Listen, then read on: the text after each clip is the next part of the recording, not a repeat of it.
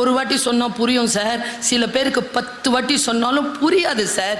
வேணும்னு திமிரு செய்யாம இருக்கிறாங்க. அப்படி கிடையாது சார், 9 வாட்டி நீங்க சொன்னது புரியல சார். சரி, ஏன் புரியாம போகுது தெரியுமா? போனை எப்ப பார்த்தாலும் பார்த்துக்கிட்டே இருந்தீங்கன்னா யார் சொன்னாலும் புரியாது.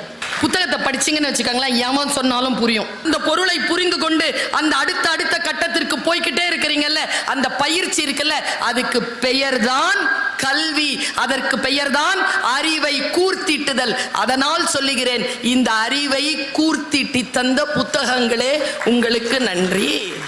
சில பேர் எதெல்லாம் மைனஸா இருக்குதோ மைனஸை தூக்கி அப்படி போட்டு பிளஸ் ஆக்கணும், இல்லைன்னா 2 கோடா போட்டு பெருக்கலாம் மாத்தணும், பெருக்கிக்கிட்டே போகணும், விடவே கூடாது.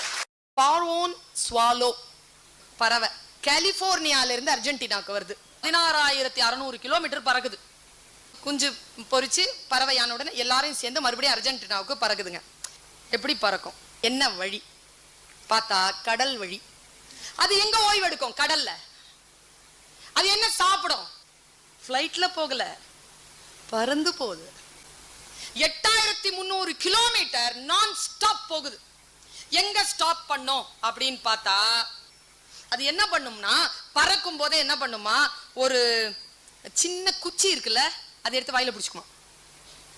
எல்லாம் முன்னால பறக்கிற தாய் பறவை இருக்குல்ல, அது ஒரு இண்டிகேஷன் பண்ண உடனே எல்லாரும் என்ன பண்ணுவாங்க, மீன் வாடை பார்த்த உடனே எல்லாரும் தாழ பறந்து அந்த குச்சியை போட்டுருங்களாம். அந்த குச்சியில உட்காந்துக்குமாங்க.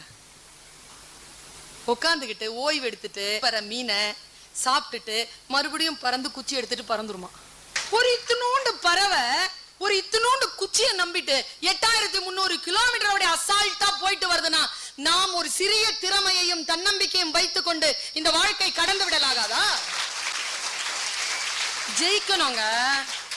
எதெல்லாம் மைனஸா இருக்குதோ மைனஸை தூக்கி அப்படி போட்டு பிளஸ் ஆக்கணும், இல்லைன்னா 2 கோடா போட்டு பெருக்கலாம் மாத்தணும், பெருக்கிக்கிட்டே போகணும்.